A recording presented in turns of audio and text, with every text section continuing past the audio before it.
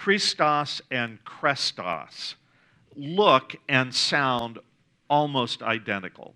There's only one little letter that separates the two. It's really kind of a fitting coincidence because Jesus was not just a kind person, but arguably the kindest person who ever lived. And he taught his followers to be kind. His first miracle at a wedding in Cana of Galilee was an act of kindness toward a young couple whose wedding reception was about to be ruined because they had run out of wine for their guests. Christ showed incredible kindness to a woman who had committed adultery, whom a crowd was going to stone to death. His kindness rescued her. He showed kindness to a man with a troubled soul who lived in the tombs and who wandered around naked and who beat himself and cut himself with stones. Jesus told compelling stories in which he commends the kindness of a Samaritan toward a stranger whom he comes across on the road, the kindness of a father toward his two troubled and wayward sons.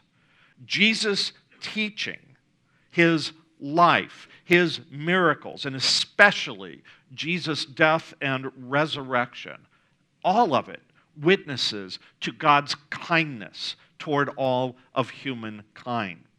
The Apostle Paul comments that kindness is actually a mark of Christian love, agape love. When he begins a definition of love in 1 Corinthians chapter 13, he says, love is patient, love is kind. Later on in Galatians chapter 5, the Apostle Paul tells us that kindness is a mark of spiritual maturity. It is a fruit of the Spirit. Kindness, in other words, is something that God grows in those who are growing in Him. This week, as we continue our Believe series on learning how to think and how to live, and how to be more like Jesus, we're turning our attention to the topic of kindness, what it is, what it does, and how God grows it in us. Now, today's a really cool day. We should have announced this earlier, but today we are celebrating what is literally a red letter day in the life of the church. Back when they first started using color in calendars, there were only two colors, black and red. The red letter days were the holidays or the holy days, and this is a holy day. It is 7 weeks after Easter, which means that today we celebrate the day of Pentecost, the day that the Holy Spirit fell on Jesus' disciples and people from different nations, different languages, different cultures and backgrounds, not only heard, but actually personally experienced the kindness of God. And in response to that kindness of God, they became believers. The early church came into being. It spread throughout the ancient world, and it was embraced by people from all kinds of social backgrounds, in large part because of kindness, the kindness of God and the kindness of those who followed Christ.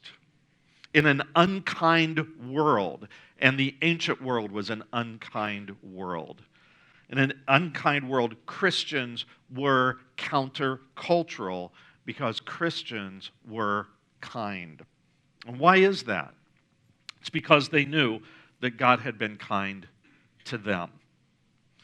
The Apostle Paul, having once been an avowed enemy of Jesus Christ and a vicious persecutor of the church, Paul was keenly aware of God's kindness toward him. If God had been like us, after all of this persecution and so on, he would have been angry and would have wanted to get even. That is not what God's approach toward Paul. And this prompted the Apostle Paul to write in Titus 3:4, when the kindness and love of God, our Savior, appeared, He saved us. Not because of righteous things that we had done, but because of His mercy. It is God's nature to be kind. God's kindness is so incredible that it extends to those who ignore Him. those who grieve him, those who deny him, those who forsake him, those who rebel against and reject him, those who take his love and kindness and grace for granted.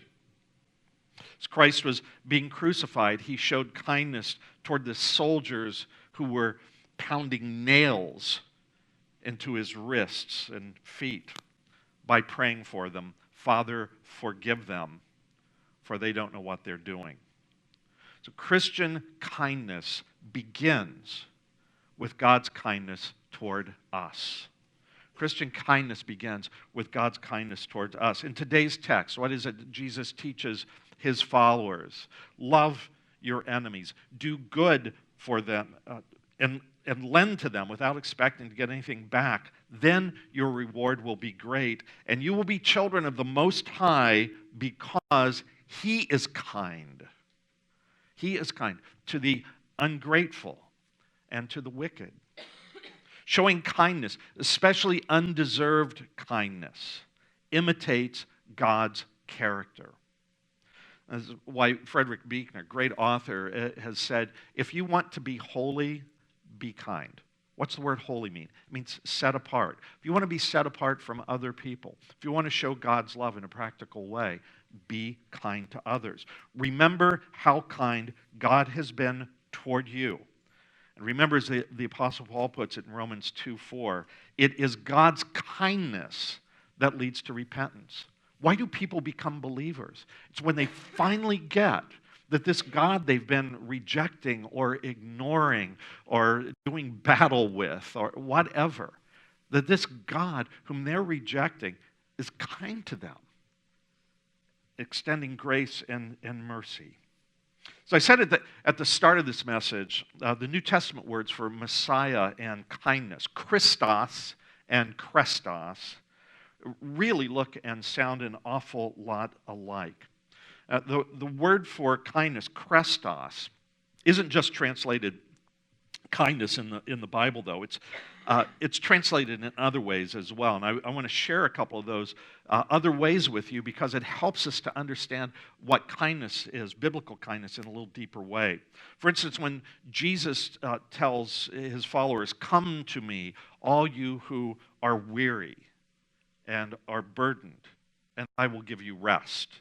Take my yoke upon you and learn from me, for I am gentle and humble in heart, and you will find rest for your souls." Here it comes. "For my yoke is easy, and my burden is light." The word that's translated easy is Krestos. My yoke is Krestos. When Jesus teaches about not putting new wine in old wineskins, it makes a really interesting point. He says, no one after drinking old wine wants the new. Some of you guys know what we're talking about here. No one after drinking old wine, the good stuff, wants the new, for they say the old is better. The word that Jesus uses is the old wine is Krestos. It's mellow. It is smooth. I wonder if this isn't what David was referring to, this kind of mellow maturity of a good wine, when he says in Psalm 34:8, and by the way, you've heard me say Psalm 34:8 every time we celebrate communion. Come, taste and see that the Lord is, when it's translated into the Greek, come, taste and see that the Lord is Krestos. You put all of that together, the comfortable fit and feel of a perfectly crafted, custom-made yoke that doesn't chafe. Remember, Jesus was a carpenter, and he didn't make convertible sofas. He's making stuff that people actually used in the ancient world. He would have made yokes. He knows what he's talking about here. The comfortable fit and feel of a perfectly crafted, custom-made yoke. The smooth, mellow taste of a really good glass of wine. The thoughtful generosity of spirit toward another person that we understand is kindness. You put all of that together. God cultivates kindness in us as we take on Jesus' yoke. And what happens? We lighten up and we mellow out and we choose to be kind. Now, the problem is, and you can tell, that comes with spiritual maturity. Jesus says, I'm the vine, you are the branches. If you remain in me, I remain in you, you will bear much fruit. Apart from me, you can do nothing. So as we remain in Christ, he matures us. We become that kind of mellow person who can hold life a little more lightly, and we can afford to be kind to other people because we're not in competition with us. But the problem is, kind and mellow, apart from Christ, that's not our go-to fallback autopilot position, is it? Especially if somebody has hurt or disappointed us. And this is why in this week's key verse, it's 1 Thessalonians chapter 5, verse 15, the Apostle Paul writes, make sure that nobody pays back wrong for wrong, but always strive to do what is good for each other, talking to the folks in the church, for each other and for everyone else. By the way, if that verse sounds a little bit familiar, it's because I quote a part of it every week at the close of our worship services. When I say, return no one evil for evil, that's right out of 1 Thessalonians 5:15. The Greek word for wrong, don't repay wrong for wrong. Return no one evil for evil. Ready for this? The Greek word for wrong is kaka. I knew you would laugh at it. You're all junior hires inside. It's actually kakos, but close enough. But we live in a fallen world, and I'm so immature, I just can't resist saying this. We live in a fallen world where kaka happens.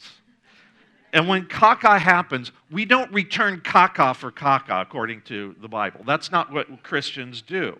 As Paul puts it, don't be overcome by caca, but overcome caca with good.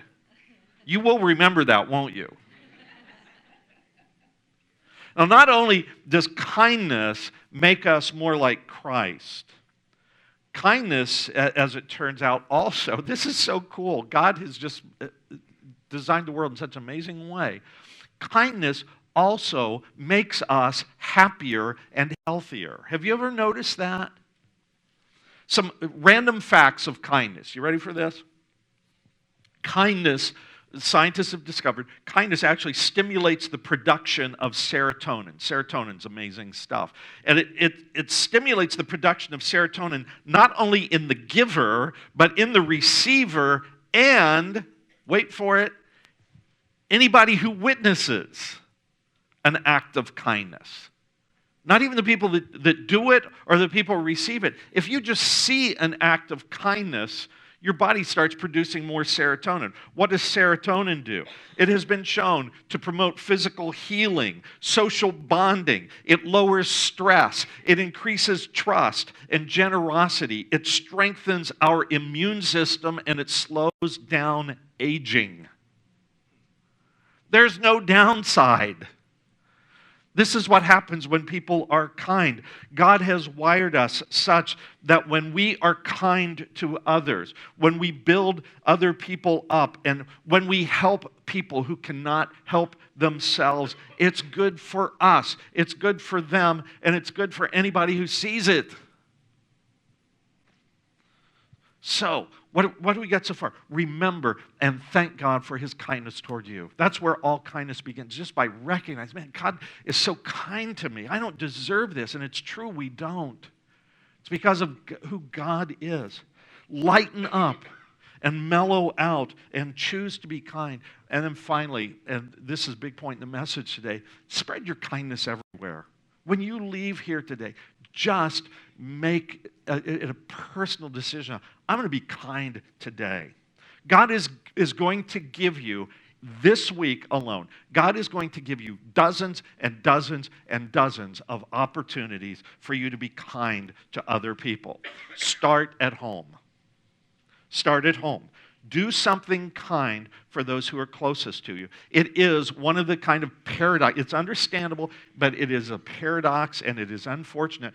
We are actually probably least kind to those who are closest to us. When we're at work, when we're out in public and everything, we're going to kind of, try to keep a lid on our frustrations and all that kind of stuff. The minute we hit home, what happens? All that tension gets released. And so it's often the case that we are least kind to the people closest to us. Isn't that crazy?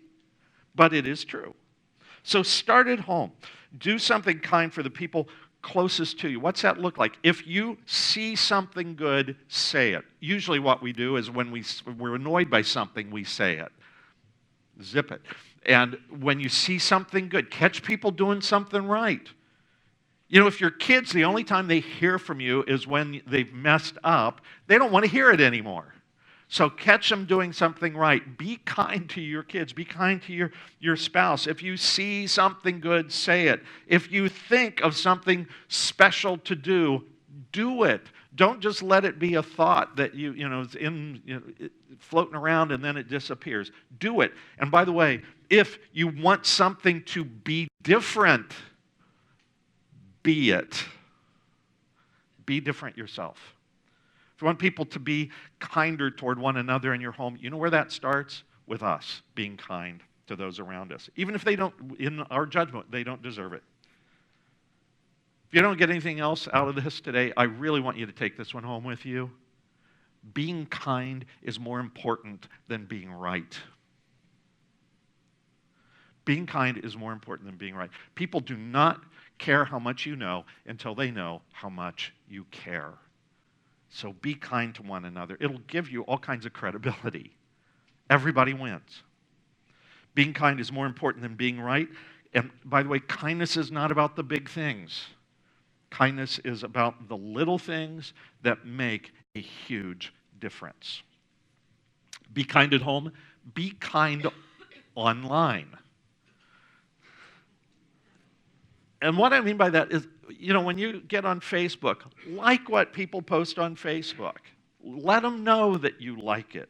Post kind words and post compliments to one another. Post positive and inspiring stuff that is fun and uplifting. As you read people's posts or look at their pictures, here's a cool thing to do. Use Facebook as a tool for prayer.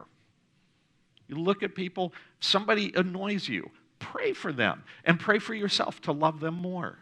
And by the way, in terms of being kind online, just want to say we are about to enter into, for the next 6 months, this is going to maybe be one of the least kind seasons in our country because it's a presidential election year. Everybody's got all their opinions and all that kind of stuff. I just have a suggestion. I'll tell you what I think, and I'll say it in a kind way. Nobody cares about your political views. If you think that posting them is going to make a difference, it won't. People that like it will like it, and people that disagree with you are not going to be changed by it. It's just contentious and divisive. So what I would like to suggest is let's be known as people, as Christians, who post kind stuff remember, how did Christians win the world in the first century?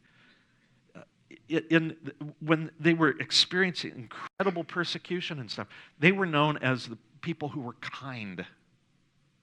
And that's what we need to do. Be kind online. Be kind at work. Pray for the folks that you work with. Pray for the folks that you work with and look for opportunities to bless them and to serve them however you can. Celebrate their successes. Encourage them when things are difficult. Be patient with them. Be forgiving. And thank God for them. Really, thank God for them because God has put them in your life for a reason. Now, it may not be clear to you what that reason is, but I just have this hunch that part of the reason that they are in your life is so that you can be kind to them, so that you can be kind. That is a sign of Christlike love. It's a sign of spiritual maturity. Be kind to acquaintances. And who are they? Those are folks that you know but you don't know well. When you go out for a meal, it's a crazy idea, but when you go out for a meal, you don't always have to tip based on service. You know what? You can also tip based on kindness. Think about that. As a matter of fact, sometimes you will get really, really terrible service. And let me tell you why you're going to get terrible service. Because somebody's called in sick, and the staff is over, they're just stretched thin, and they're trying to cover a lot more tables than it's humanly possible to do, and everybody is mad at them because of that, and the service is going to go down, and their tips are going to go down at precisely the time when they're having the worst day of their lives. Don't always tip for kindness, or don't always tip for service. Tip for kindness as well. Tip because your server is a single mom, and she's trying to make ends meet, and it's really hard for her.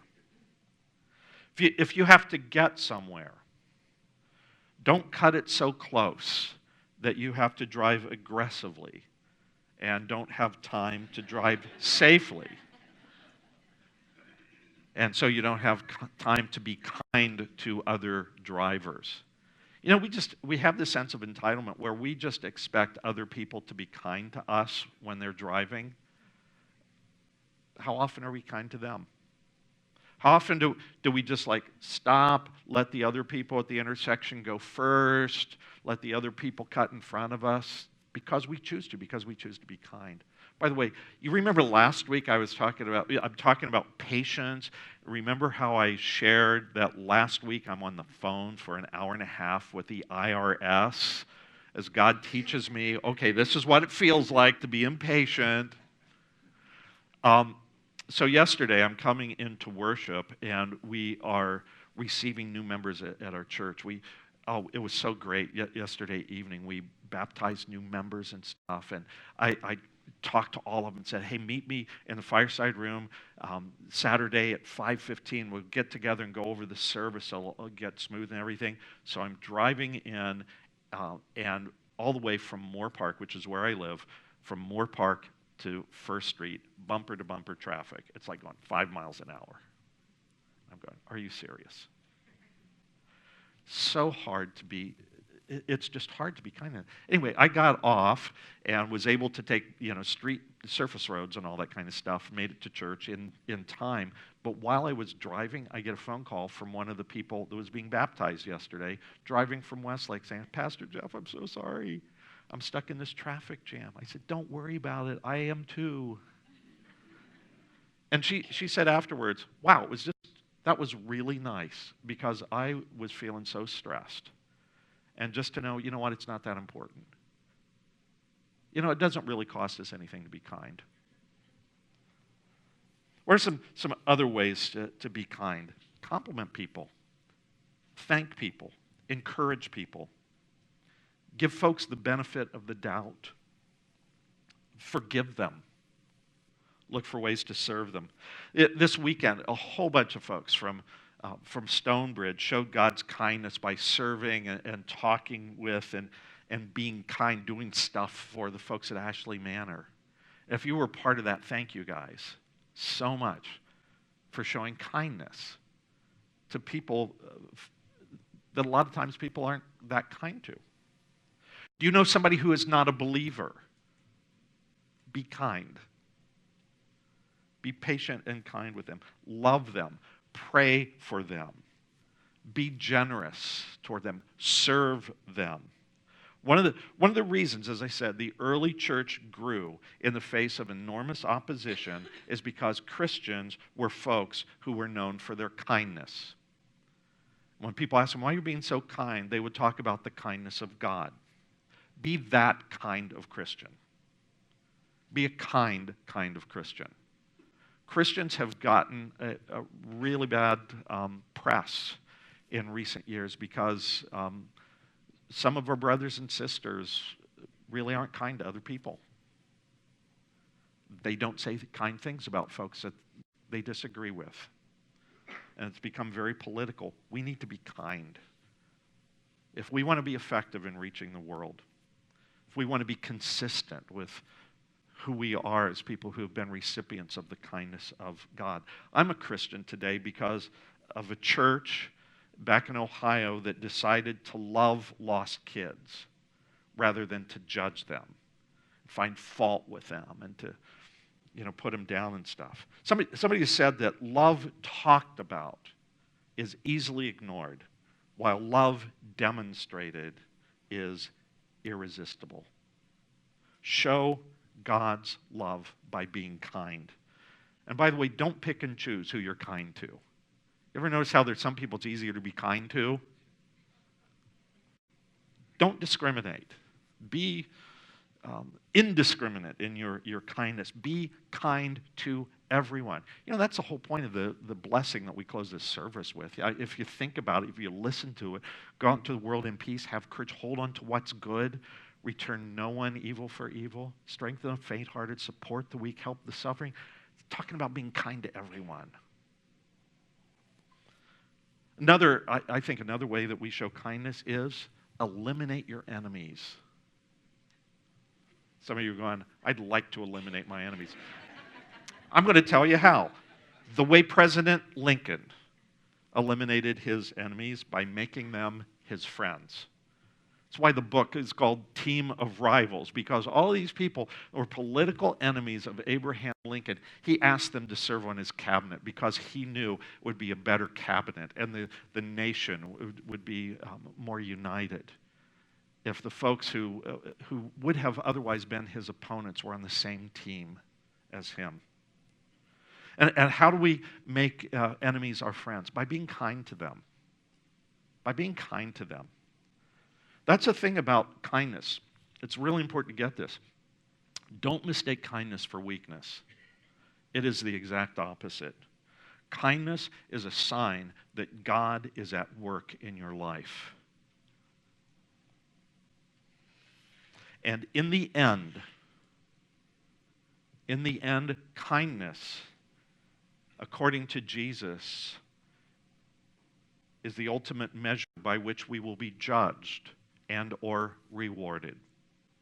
You remember Jesus in Matthew chapter 25, he tells us an amazing parable about the sheep and the goats. And it's the last judgment, and the sheep are over here and the goats are over here. And then, what's the distinction between the two?